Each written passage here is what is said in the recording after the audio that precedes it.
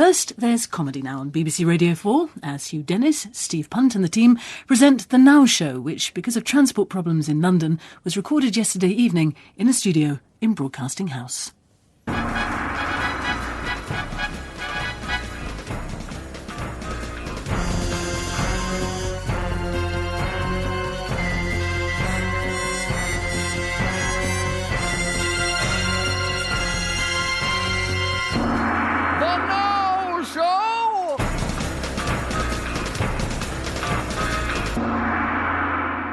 Yes, welcome to the Now Show. I'm Steve Punt. And I'm Hugh Dennis, and with us are Laura Shavin, Jon Holmes, Mitch Benn, Andy Zaltzman, and no audience. Turn that off. And we had all been hoping that the G8 summit would achieve something on climate change. To encourage proceedings, they even held the summit in Scotland, so that leaders could realise global warming is still only a theory. It will, of course, be the last summit held in Scotland because J.K. Rowling has just bought the place and she hates politicians. I noticed she earned £24 million in a day when the new Harry Potter went on sale. The same amount, incidentally, that Rio Ferdinand is asking from Man United. So let's just look at all the concrete agreements on climate change that were made at the G8 summit. I'll read them out to you. It's an impressive list, isn't it? It is a very impressive list, although in fact they did agree on one thing, that they would all meet again and discuss it in November. That's millions of pounds spent flying the world's most powerful people to one place at one time, and all they do is get their diaries out. We in the UK are committed to acting on climate change. Right, can anybody do the 19th? But we in Germany are also committed, but I have a birthday party that weekend. How about the 26th? 26th? No, sorry, I'm invading Iran. Oh, what a giveaway. You never told me that. George Bush, of course, is the sticking point on global warming. He doesn't believe it. He says the science isn't clear yet. Or, for those of you who've been watching Big Brother, the science is not clear, you get me. Been a busy week for George Bush, of course. He announced his latest nominee for the US Supreme Court. All traitors and criminals will be eliminated, Master. Not even the younglings survive. Anyway, the world's leaders are finally prioritising climate change. Apparently now it's right up there with any other business and what's for lunch. Everyone's waking up to the reality of global warming. Things go on as they are. Soon Heath magazine might even look as if it's about something important. But now everyone's aware it's happening, and many people are worried. So, let's have a look at tomorrow's chart. Mostly dry, with light rains and occasional outbreaks of rain. Not enough rain, though. Not enough to stop the world shrivelling up and crumbling to dust. The rivers will dry, the forests will burn, the struggle for survival will begin. The economy will collapse, and the world as we know it will end in chaos. And now on to the weekend. It all does look a bit worrying at the moment. Portugal, for example, is facing its worst drought for decades, and farms are being devastated, although, interestingly, golf courses are apparently being watered. We should congratulate a nation that has its economic priorities right. Thank you, Mr. Bush. In fact, of course, climate change will make golf a much easier game. Yep, you'll only need a sand wedge and a putter, because wherever you hit it, you're in a bunker anyway. If it gets too hot, though, you may find yourself seeing mirages. Ah, look! Over there! Colin Montgomery, winning a major! Help him, the poor man's deluded. And already we know the polar ice caps are melting, because the science tell us, you get me. And North Pole, by international agreement, may soon be sponsored by Slush Puppy. In fact, with the North and South Poles having different flavours. You see, Captain Scott need never have starved. I'm going outside now. Maybe sometime. There's a bit of a queue. Do you want strawberry or what? How much of the poles will melt, no one quite knows. At the moment, millions of pounds are being spent on computer modelling, but it may turn out that the most accurate scenario was the one predicted by Fox's glacier mints. A single bear standing on a single lump of ice, wondering why it's far south enough to be talking to a fox. Because it's actually true. It's true, it's in the science. Polar bears will be forced to move south. Quite how far south they'll get, no one knows. East Croydon, this is East Croydon. Would large carnivorous quadrupeds pass right down the platform, please? Any large mints left unattended may be removed without warning. And paradoxically, there's also a worry that global warming might trigger a switching off of the Gulf Stream and throw the world into another ice age. How we deal with that in the modern world is unclear. Well, a woman's just phoned to say that she's heard a vast sheet of ice 400 metres high is on its way. Well, don't worry, it isn't. Should be brighter by AD 12,000 or thereabouts. Britain is ready for any new ice age, though, with contingency plans for 2012 to be able to stage the Winter Olympics using the venues we've half finished for the summer ones. Welcome to the final of the men's downhill slalom, taking place on the south face of the big pile of sand that they're supposed to be building the stadium with. And they're off to another job in Finchley.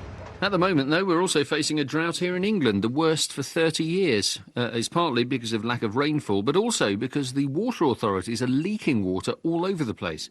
The water companies apparently lose almost 3 billion litres a day through leaks. Yeah, Thames Water, for instance, manages to leak 915 million litres of water a day. A figure only exceeded by Johnny Vegas on a stag night. 915 million litres a day! As I believe Oscar Wilde almost said, to lose 1 litre of water may be considered unfortunate, but to lose 915 million seems more like a half-arsed privatised water company.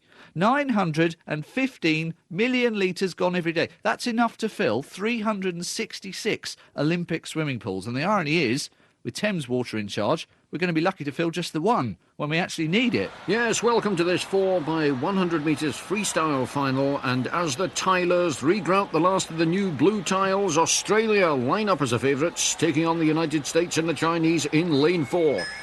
And away they go. I saw him, mate. It's the hosepipe band. I threw it up with his bucket. Oh, my eyes! The hosepipe ban is also going to affect the fire service, which will have to rely heavily on bottles of Perrier shaken really hard beforehand, and criminals are going to have to find other plumbing supplies to cosh people with. You'd better pay up, Tony, because Nobby here has got a Victorian-style mixer tap, and he is prepared to use it. In fact, the only good thing about global warming is that it will stop Dermot Gavin making his ruddy water features. Mr. and Mrs. Jones want to turn the suburban back garden into an oasis of tropical greenery. Well, dream on, you're getting a sack of gravel and a cactus. Exit pursued by a polar bear. See, climate change will have far-reaching effects on our life, although some people are not convinced that it isn't just a natural cycle. People are always pointing out, for example, that in the 18th century they used to have frost fairs on the Thames, although I myself have never really liked the sound of a frost fair. Hello, good morning, and welcome to Frost Fair with Frost. With me, Dr. Johnson, and a bit louder. Global warming will change everything. Essex may well disappear under the sea, and we'll all be able to enjoy the sight of its inhabitants, turning their satellite dishes upside down and using them as coracles. While Blue Water Shopping Centre, which will be exactly that, will ban anyone in a hooded sou'wester. And there will be no point in being a wine snob when the finest claret in Europe is made in the Glasgow area. No, I think you'll be amused by this little wine. The Cabernet is beautifully set off by the touch of Sheffield Merlot. Would you care to try it? On my way, monsieur. You big puff. Sir Alex Ferguson enjoys a civilised evening with Arsène Wenger there. In the end, though, nothing will get done as long as George Bush refuses to ratify Kyoto, which he continues to do, partly because he believes The science is unproven, but mainly because he doesn't know what ratify means. In fact, what does ratify mean? Kyoto Treaty, you've been ratified. Sorry, that joke was left over from when Greg Dyke was Director General. I'll do a Mark Thompson version. Kyoto Treaty, I've been made redundant. Bye-bye, Ret fans. In the end, the American position on global warming is like watching someone barbecuing chicken. By the time they're finally convinced the earth is cooked, it'll be black, dry, unrecognisable and ready to throw in the bin. And such intransigence is why it's called the Kyoto Treaty. The conference was actually held in Tokyo, but by the end, the Americans had driven everyone to drink, and no one could spell it properly.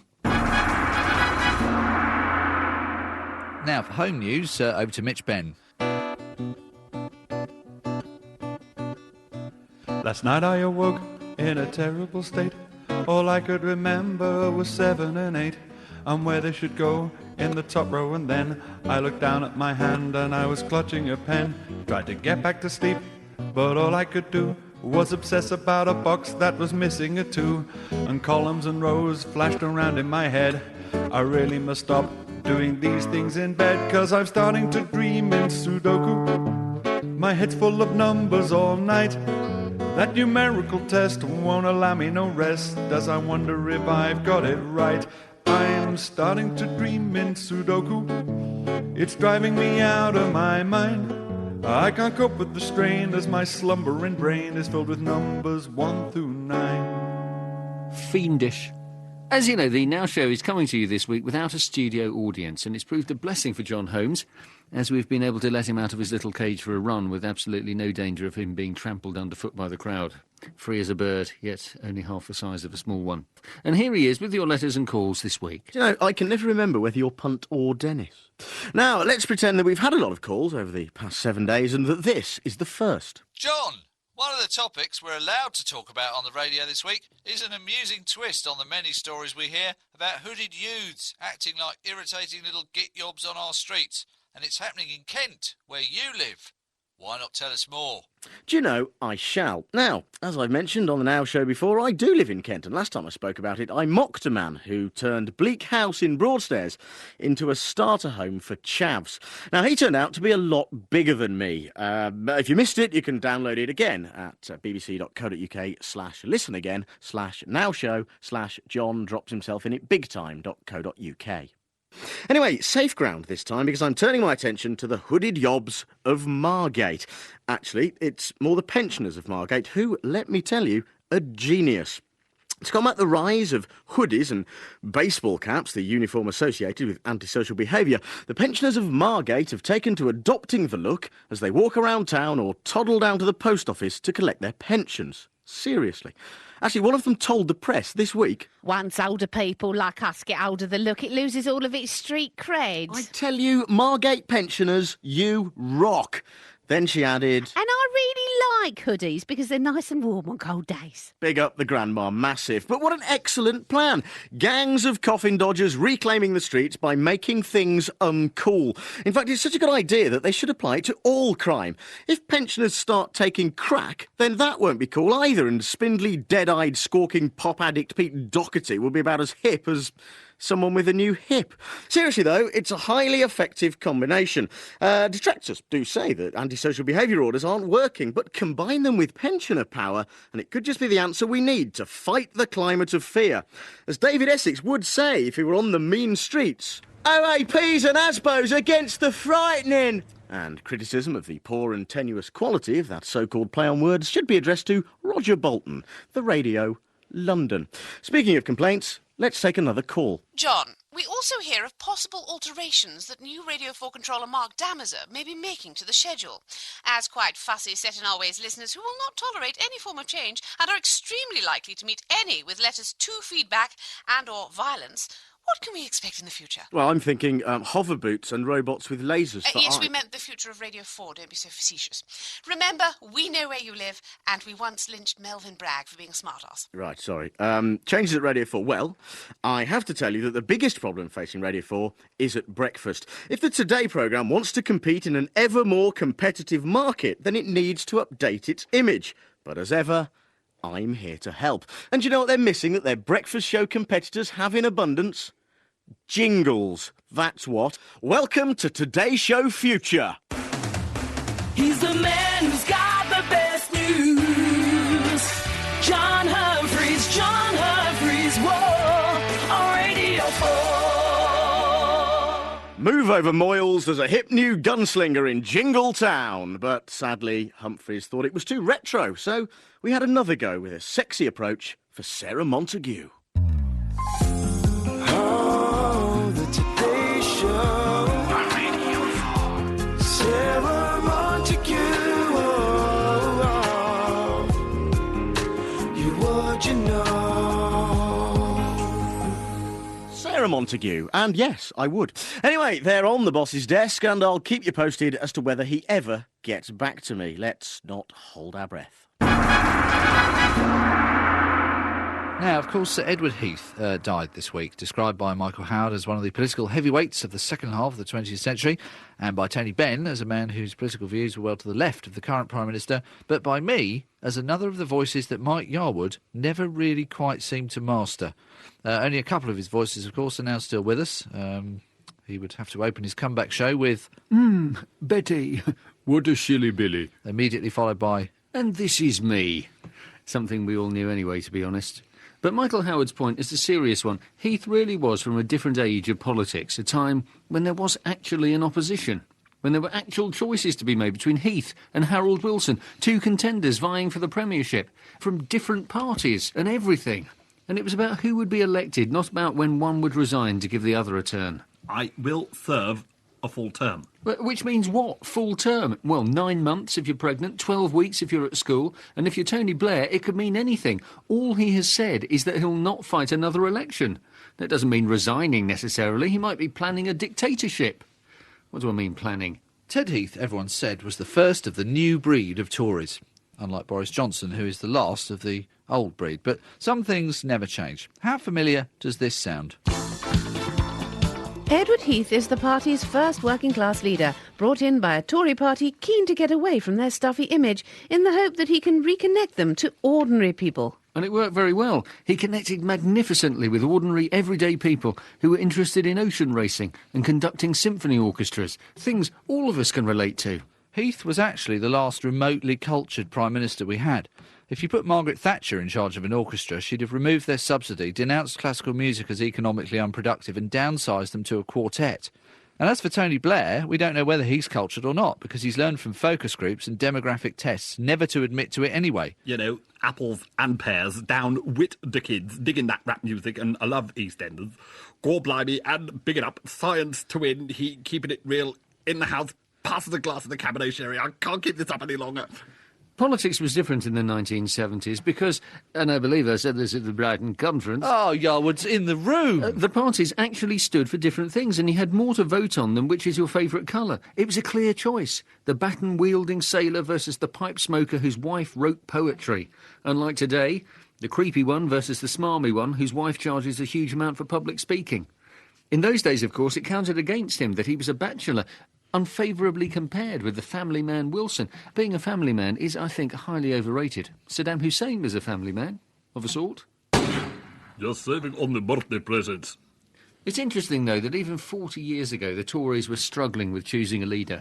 This time round, though, it's getting ridiculous. Almost all of them look likely to throw their hats into the ring, except William Hague, who's decided not to have anything to do with hats ever again, and Ken Clarke, who's worried that if he throws that huge fedora, it might act as a frisbee, fly right past the ring and then cause a security alert as it crosses London airspace. Here is a list of the other well-known Tories who might stand. You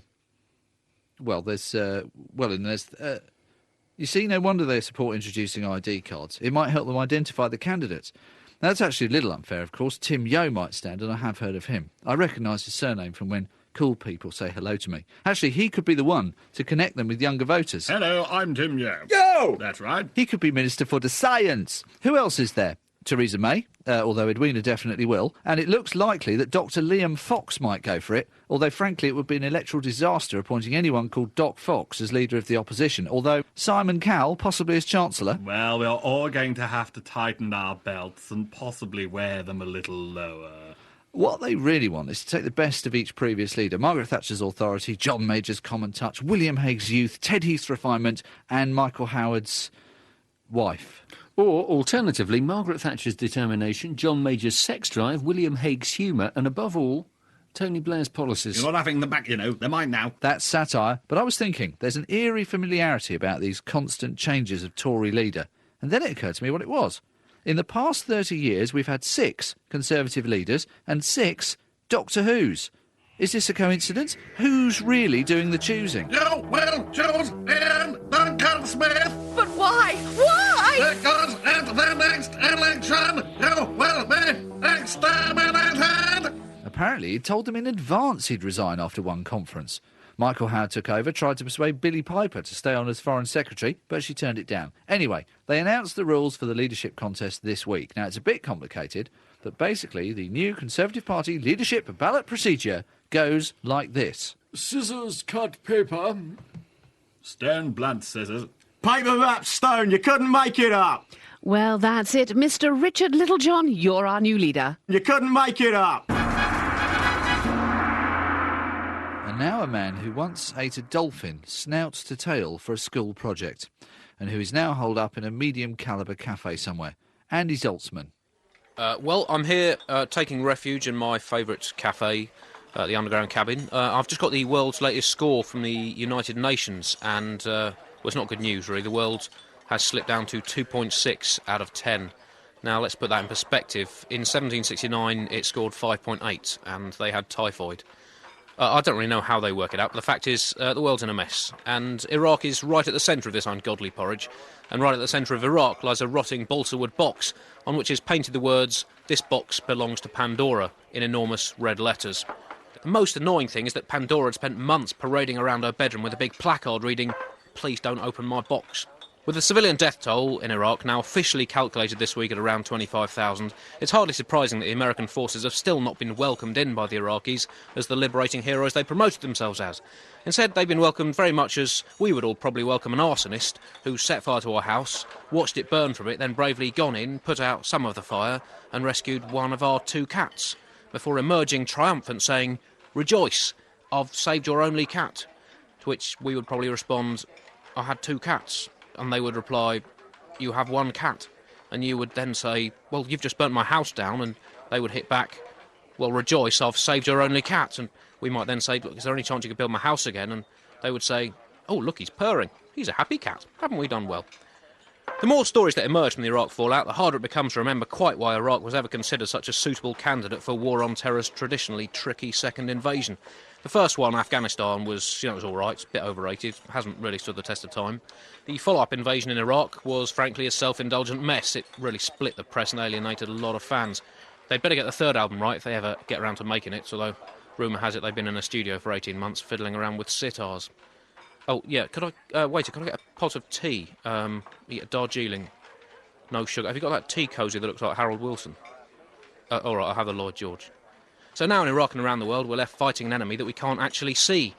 Our intelligence sources, and after the last few years, those words really should smash alarm bells in the head of all sentient beings, that they'd concluded that there was no imminent terrorist threat, and it's always been impossible to fight against an opponent you can't see. Let's heed the lesson of Henry Cooper's unsuccessful defence of his Lonsdale belt against the non-existent Mexican Pablo Chuckfish at Bethnal Green in 1964. I read about it in my book. Cooper came flying out of his corner, roared on by his home crowd, and he really went after the fictitious left-hander from Guadalajara right from the bell. He threw punch after punch at thin air until he eventually collapsed exhausted in the final round and the referee stopped the fight. Tough cookie, that Chuckfish. Just kept getting up. Thanks. Oh, no, I said no sugar. Look, well, I didn't even want the option. Right. Knocking another couple of tenths off the world score this week is the increasing famine crisis in Niger.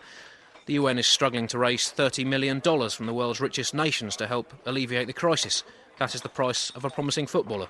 Come on, Chelsea, do the decent thing. Pack your midfield with 2.5 million starving Africans. Coming so soon after the G8 summit, it seems that perhaps the Make Poverty History campaign is already falling victim to its name, because it has been very badly worded. Make Poverty History can be easily misinterpreted, and many of the world's biggest economic powers and multinational corporations may well be interpreting it as a challenge to impoverish more people than ever before. People are already saying that the G8 was once again all mouth and no trousers, but I'm a bit more optimistic than that. I think they have made some positive moves. I'd say they may be 78% mouth and 22% trousers, but probably still showing a bit too much leg for my liking. Can I get a pastry? Not Danish. Look, I've got nothing against the Danish. I just had one yesterday. Well, I don't want one then. Anyway, it's 2.6 out of 10 for the world. That's not good. If you look at all the world's problems, it seems that we're failing to learn any lessons from the mistakes we've made throughout history. In fact, it's almost as if the human race has had a hysterectomy, which has left us unable to conceive of how we might be going wrong. Thank you. I'm here all week. Try the beef.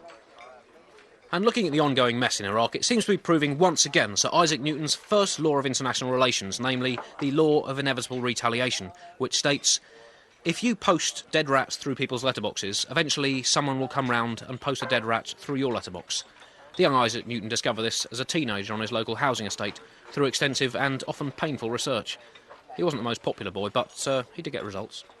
He subsequently discovered his next 2 laws of international politics, which have similarly held true through the passage of time. The second law, the law of the dangers of short-termism, which states, once you've posted a dead rat through someone's letterbox, you may be able to distract their attention by urinating in their shoes, but this distraction will be, at best, temporary and may, if anything, exacerbate the overall situation. He then discovered the third law, the law of enduring reputation, which states that once you've posted dead rats through people's letterboxes and urinated in their shoes, they will always be extremely wary of you whenever they see you walking up to their front door, particularly if you start unbuckling your breeches while strangling a rodent. Thus began Newton's illustrious career, which of course peaked later when he discovered gravity, although recently unearthed documents have suggested that A, his next-door neighbour was a keen tree climber, and B, it might not have been an apple that fell on his head. Could I get the dolphin salad? Is that on? Well, I'll have 2 of them then. Look out, Mitch Benn standing up again. You may have read that a 15-year-old boy in Richmond, Surrey, has successfully challenged a bit of legislation empowering police to keep the peace by dispersing and, if they deem it necessary, dragging off home any under-16s they found out after 9 p.m, whether they're doing anything or not. The kid persuaded the High Court that the powers breached his human rights, but Richmond Council have protested, saying that the curfew had helped to keep the peace. Well, yeah, I'm sure it did. Ranning up anybody you don't like the look of for no real reason except you just don't like the look of them is bound to keep the peace, isn't it? Just as a good way to reduce the crime rate would be to arrest everybody right now, just in case. In fact, you know what? Let's not bother with curfews. Let's just make it a criminal offence to be underage and clamp them where they stand.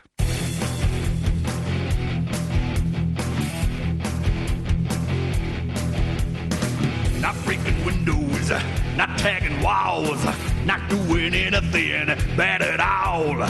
Ain't misbehaving, ain't acting tough, but you're 15 and that's enough. The good people are heading up for bad boys. The good people got their eyes on you. The good people love law and order. The good people know what to do, yeah. Clamp the young. They can't run around the street with heavy metal on their feet now. Clamp the young. They're a menace, it's the truth. Let's outlaw youth.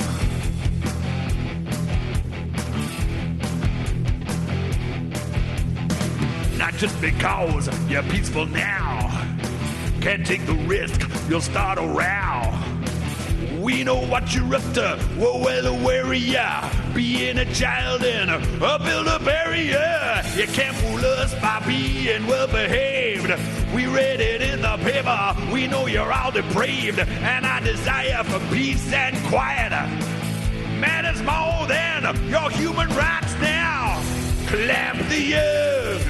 They'll be bad one day, so let's just nick them anyway now. Clamp the young. It doesn't matter what they did. Arrest all kids.